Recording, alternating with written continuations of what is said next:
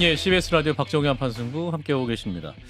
내가 대통령이었으면 하마스의 공격은 발생하지 않았을 것이다. 트럼프 전 미국 대통령의 말인데요. 이제 내년 미국 대선이 바이든과 트럼프의 대결로 다시 치러질 가능성이 높은 상황에서 이 하마스의 이스라엘 공격으로 미국의 대중동 정책의 변화도 불가피한 것이 아니냐라는 진단이 나오고 있습니다. 그리고 이스라엘군의 또 지상군 투입도 앞두고 있는 상황에서 현지 문제를 짚어봅니다. 안병진 경희대 미래문명원 교수를 모셨습니다. 교수님 어서 오십시오. 네, 안녕하세요. 네, 진 교수님, 네, 안녕하세요. 김수환 인사 안녕하세요. 주십시오. 안녕하세요. 자, 일단 하마스와 이스라엘 전쟁 이 문제 좀 짚어보면 좋을 것 같은데 일단 지금 민간인 사상자가 계속 늘고 있습니다. 미국인 사상도 늘고 있는데 교수님 현재까지 상황 어떻게 파악하고 계십니까? 현재 이제 미국인 사상자가 벌써 예. 27명이고 굉장히 또 많네요. 그리고 더 늘어날 가능성이 있죠. 예. 왜냐하면은 아직 파악 안 된 사람들이 있고 그리고 전체적으로 보면 사실상 끔찍했던 하마스의 어떤 테러 행위죠. 예. 민간인에 대한. 예. 그에 됐던 피해 복수로 이스라엘이 가자 지구를 봉쇄하면서 이미 가자 지구는 사실상 비유적으로 표현해서 열린 하늘을 가진 세계 최 가장 큰 감옥 이거죠. 예. 근데 이미 사실상 상당히 봉쇄 조치로 힘든 상황인데 예. 이번에 거의 지금까지 예. 거의 이제 현지 시각으로 7일째 접어들었는데 네네. 한 6천 발이 아하. 투하됐고 아하. 그리고 전쟁에서 가장 끔찍한 건 이 국제법에 금지된 폭탄들 백린탄까지도 백린탄이 터지는 게 사진으로 찍혔더라고요. 예. 그 휴먼 라이트 와치는 권위 있는 기관이니까 그거 상당히 믿을 만한 얘기잖아요. 예. 거의 네이팜탄에 이어서 이건 인간의 피부를 녹아내리게 합니다. 뭐 차마 제가 예. 표현을 못 하겠습니다. 그러니까 예. 어떻게 보면 참 안타까운 그리고 이것은 더 확전으로 이어질 수 있는 대단히 유감스러운 상황입니다. 지금 이제 하마스 공격 후에 이스라엘의 항공모함도 급파를 하고 이제 군사 지원을 고언하고 있는 상태죠. 근데 이게 바이든 행정부 입장은 지금 어떻게 봐야 하는 것이 정확할까요? 그러니까 정확히 사실은 바이든 대통령 입장에서 상당히 곤혹스럽습니다. 예. 왜냐하면 이스라엘 팔레스타인 문제라는 건 예. 민주당에서 가장 어떻게 보면 약한 고리이기도 해요.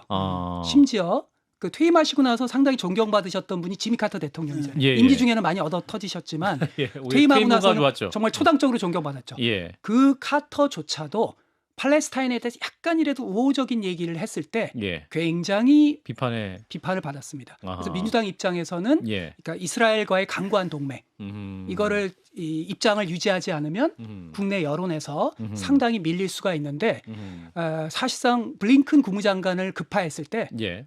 블링컨 국무장관이 처음에 이야기한 시작이 뭐냐면 나는 그냥 단지 국무장관으로 온 게 아니다. 유대인으로 왔다. 아하. 그 발언이 보여주듯이 바이든 행정부 입장에선 철저한 이스라엘의 편에서 어떤 서포트하는 거. 예. 다만 그것이 이제 국제법을 위반한 행위라든지 이런 부분에 대한 어떤 도덕적 비판을 감히 하되 기본 전제는 이스라엘의 입장을 취하는 게 예. 국내 정치 맥락에서나 국제 관계 맥락에서 예. 바이든 입장에서의 불가피한 선택이라고 볼 수 있죠. 트럼프였다라면 어떻게 했을까요? 지금 트럼프의 주장을 기초로 놓고 본다면. 제가 명색이 미국 정치 전문가인데요. 예. 트럼프의 머릿속은 사실 아무도 알고 없어요. 그걸 안다 그러면 트럼프를 모르는 사람이에요. 교수님이 굉장히 깊이 있는 분석을 해주고 계십니다. 예. 실제로 그렇습니다. 실제로. 예, 예. 실제는 트럼프는 일을 일단 저질러 놓은 다음에 그걸 정당화하는 서사를 나중에 만들기도 하고. 그렇습니다. 참모들도 잘 모르니까요, 사실. 그러니까요. 예. 왜 진 작가님은 이 인생을 예. 그러니까 인생이 단순하지 않다는 걸 잘 아시잖아요. 예, 그러니까 이번에도 미국 정가에서 구설수가 오른 게 예. 트럼프가 세상에 제일 먼저 한 말이 예. 네탄야후를 디스한 거예요. 미국의 강력한 동맹인 네탄야후를. 그러니까 왜냐하면 이분은 나르시스트라서 항상 자기에게 누가 잘못한 거. 예. 과거 이제 이란에 대해서 같이 공격하기로 해놓고서 네탄야후 발을 뺐어요. 뺐죠. 예. 예. 그러니까 이 사람의 머릿속에는 나에게 상처를 줬다. 예. 예. 넌 나에게 모욕감을 줬어 이거군요. 예. 그 사람은 국제정치의 맥락이 중요한 게 아니고. 안철수 이준석 같기라고 하시는데, 예. 그래서 지금 이제 하마스 공격 배후에 이란이 있다 이런 분석이 많은데 교수님 동의하십니까? 사실은 조금 더 정보 분석이 필요한데요. 헤즈볼라이기 때문에 그런 거잖아요, 그죠? 예. 그 얼마 전에 그게 8일이었나요? 예. 그 월스트리트 저널에 예. 그러니까 하마스 고위 간부, 네. 헤즈볼라 고위 간부랑 예. 이제 어떤 대화한 거를 약간 노출한 내용이 나오는데요. 예. 이란 혁명 수비대라고 있습니다. 예. 가장 전위적인 예. 군대죠.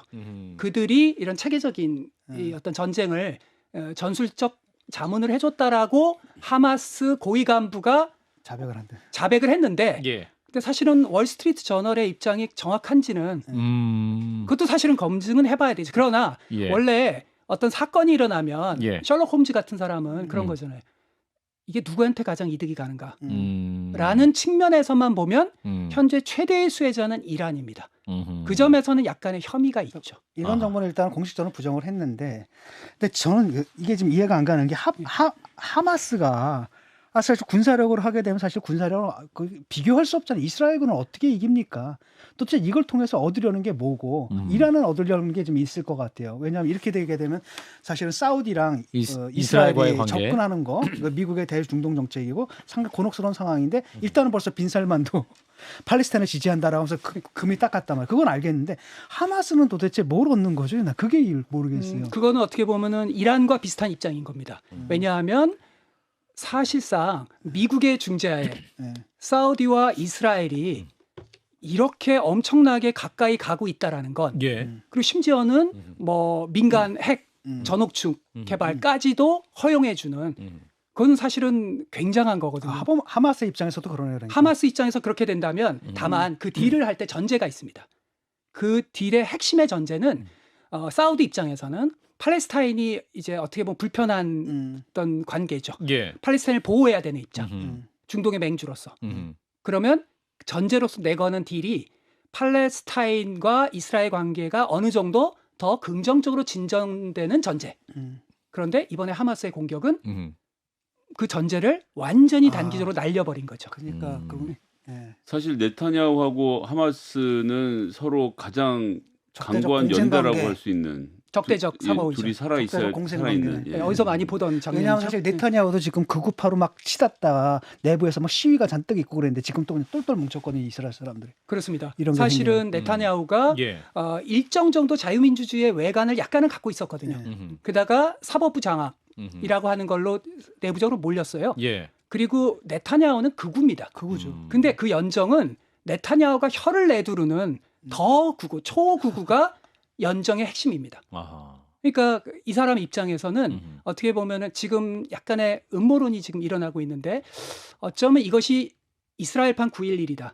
아하. 그러니까 이걸 계기로 네타냐후가 위기에서 탈출할 수도 있고 그렇죠. 아니면 극우 연정의 그 핵심 분파들이 그러니까 콘돌리사 라이스 기억나세요? 콘돌리사 네. 라이스 9.1 터졌을 때 이거보다 예. 더 좋은 기회 없다 하듯이 음. 자기네들의 꿈 음.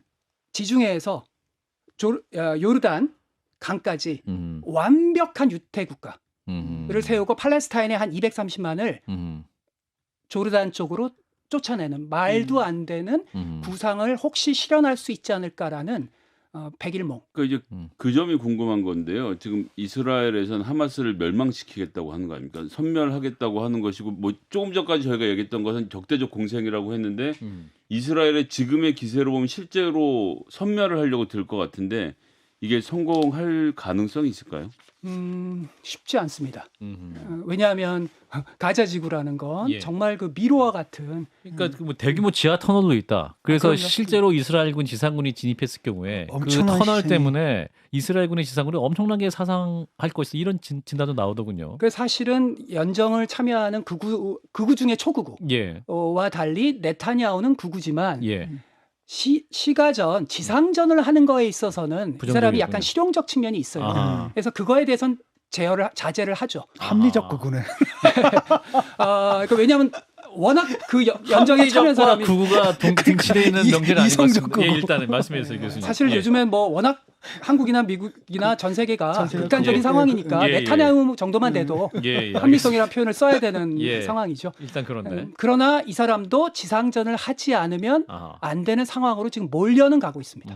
네타냐후 하는 얘기를 들어보면 IS와 하마스를 동급으로 얘기하면서 이제 전쟁에 대한 얘기를 하고 있거든요. 그럼 이 말은 아까 이제 교수님 말씀하신 9.11 테러랑 좀 약간 연관시키는 그런 식의 사고도 지금 유도하려는 그런 느낌도 그렇습니다. 있네요. 그렇습니다. 예. 아니 그리고 미국에서도 예. 쉬어 이블 음. 전적으로 절대적인 악이라고 미국에서 표현했어요. 아. 그러면 사실상 네타냐후 입장에서 그리고 이스라엘의 조금 강경한 사람들 입장에서 예. 미국이 절대적 악이라고 표현할 정도면 자기네 어떤 민간인들이 납치된, 사살된 사람들의 입장에서 어떤 국내의 분위기라는 건 예. 지금 한국이나 음. 어떤 미국이나 유럽에서 상상하는 그 이상입니다. 아. 근데 지금 미국에서 그 항공모함을 보내지 않습니까? 2척이나 막 보냈는데 원래 항공모함이다라는 게 무슨 저 무장 세력을 상대하는 이런 수단은 아니잖아요. 그래서 국가의 개입 가능성을 차단하는 건데 이랬을 때 미국이 뭐 다른 국가 지금 팔레스타인과 이스라엘 분쟁에서 다른 주변 국가가 개입될 수 있는 위험을 좀 보고 있는 건가요? 근데 이스라엘이 시리아를 치는 거는 왜 그런 건지까지 포함해서 좀 설명을 해주시면. 미국의 입장에서 예. 지금 가장 중요한 플레이어는 하마스가 아닙니다. 이란. 이란. 이란. 그러니까 궁극적으로는 이란, 예. 단기적으로는 레바논, 거기에 헤즈볼라. 만약 헤즈볼라가 관여한다. 예. 이러면은 이거는 판도라의 상자가 열립니다. 아하. 근데 이번에 헤즈볼라가 공격에 또 가담하긴 했잖아요. 국경에서. 근데 놀랍게도 약간의 스펙타클한 효과의 가담이지 진짜 그 점령전은 아니었. 하마스가 예상하는 정도로 양쪽에서 샌드위치로 포위해서 이스라엘의 군을 완전히 반으로 나누는 상황이 아니거든요. 그러니까 그것만 보더라도 헤즈볼라도 고민이 되는 거예요. 그러면 판도라 상자를 말씀하셨는데 헤즈볼라의 관여가 명확히 돼서 열리는 판도라의 상자는 뭡니까? 중동 전쟁? 중동 전쟁이죠. 5차 중동 전쟁. 5차 중동 전쟁이다. 만약 이게 최악의 경우요. 최악의 경우. 이건 뭐 실제로 바이든 행정부에서 일어날 것 같지는 않은데요. 원하지 않고 실제로도. 예, 최악의 경우는 이란이 더 이제 관여하는 거죠. 이거는 사실은 트럼프가 당선되면 예. 트럼프 행정부에서 일어날 가능성이 높은 시나리오입니다. 그러나 지금은 그 정도까지는 안 가더라도 헤즈볼라가 개입한다 하더라도 예. 이미 그것만으로도 사실상 통제가 힘든 상황으로 가는 겁니다. 자, 그러면 지금 이제 지상전이 가자 지구에 시작되면 이스라엘 입장에서도 그렇게 유리하다고 볼 수는 없는 것이고 지금 이제 보면 하마스가 끔찍한 영상을 공개하는 걸 보면 왜 공개할까? 이게 이제 전 세계 누구도 지지하지 그러니까요. 않을 영상인데 그 자신들의 존재감을 드러낸 거 하면 공포심을 자극한다? 어떻게 이유가 뭐라고 봐야 될까요? 단기적으로는 그 지금 사우디와 이스라엘의 딜을 끊는 거고 그건 예. 성공했죠. 아하. 빈살만 예. MBS라고 우리가 흔히 부르는 빈살만도 이제 팔레스타인에 대한 지지를 선언할 수밖에 없는 상황으로 그렇죠. 몰렸죠. 예. 이제 단기적으로는 그렇고 장기적으로는 예. 5차 중동 전쟁을 이제 그 누구도 의도하지 않게 그 덫에 서서히 수렁에 빠지게 된다면 예. 그렇다면 그것은 하마스 입장에서는 상당한 도덕적 권위, 자신들을 일단 지지하는 예. 어떤 이슬람 원리주의자들 예. 사이에서 독보적인 리더로서 아하. 그다음 팔레스타인 자치정부는 완전히 무력화되는 거죠. 예, 근데 아. 이 사람들이 그 비무장 민간인들을 막 그 닌질로 잡고 피 흘리는 사람 막 강제로 끌고 가고 막 아이들. 입에 담을 수 없는 막 아이들을 죽이거나 막 참수를 하거나 이런 것들은 바깥에 나가게 되면 자기들에 대한 여론을 악화시키잖아요. 그럼에도 불구하고 공개하는 것은 그거랑 똑같은 거예요. 우리나라에서 민주당하고 국힘이 그 자기 강성 지지층, 그러니까 그 내에서는 거기서 환호하는 사람들을 자기 편으로 끌어들일 수 있기 때문에 그런 건가요? 두 가지가 다 있는 거죠. 예. 하나는 이게 저희가 음. 그 이스라엘과 팔레스타인 나라의 감정과 맥락을 속에서 보지 않으면 이 문제를 리얼하게 못 봅니다. 아하. 근데 아까 말씀드린 것처럼 가자 지구는 오랫동안 열린 감옥이거든요. 그러니까 뭐 지금 이제 네타냐후가 전기를 끊었다 그랬잖아요. 하지만 그 사람들한테 물어보면 가자 지구 사람들이 보면 그거 옛날서부터 이미 끊었거든. 아하. 하루에 뭐 2-3시간 정도 들어오는 거거든. 그러니까 다시 말해서 이제 하마스 입장에서는 지금 가자 지구나 서한 지구의 시민들이 가지는 그 극단적 분노, 절망감, 그러니까 이런 어떤 맥락들이 있는 거고요. 예. 그리고 다른 한편으로 보면은 그 분노를 활용한 자신들의 이제 존재감을 이제 이용하는 거죠. 그런 점에서 어떻게 보면 미국이나 한국의 문법과 사실 닮아 있습니다. 지금은 극단적 세력들이 왜 옛날에 그거 기억하시나요? 사르트르가 했던 유명한 말, 독일의 적군파한테 이런 얘기를 했죠. 가장 견고한 체제에 대한 가장 무모한 도전, 테러라는 것. 그거 기억나시죠? 예. 하지만 9.12 때 어떻게 됐죠? 미국이 가장 견고한 체제에 대한 무모한 도전이었냐? 미국은 9.11 이후에 조지 W 부시의 어리석은 확전으로 나갔죠. 하마스가 노리는 게 그겁니다. 네타냐후를 자극하고 미국을 자극하고 이란을 자극해서 확전을 원하는구나. 그러니까. 예. 결국은 아. 가장 견고한 체제가 아니라 가장 취약한 체제를 극단적 내전으로 이끄는 것 속에서 하마스의 존재 근거를 확실하게 확보하는 거. 24시간 안에 이제 가자지구 떠나라. 이스라엘군이 명령을 내렸죠. 그렇죠. 예. 그럼 이게 전쟁이 장기화될 우려도 있을까요? 단기적으로 끝나기를 이제 이스라엘이나 모든 사람이 바라겠지만 지금 상황을 보면 여러 가지 여건을 봤을 때 전쟁이 장기화 가능성도 있어 보이는데요. 그럴 수 있습니다.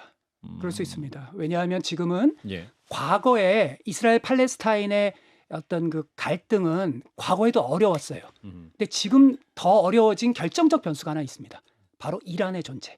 이란의 존재. 즉 미국의 민주당이 이 오바마 시절에 존 케리가 이제 한국말로는 이제 이란 핵 합의라고 합니다. JCPOA라고. 그렇죠. 예. 이거를 민주당 내부의 강경파들의 반대와 공화당의 반대에도 불구하고 저는 개인적으로 탁월했던 협상입니다.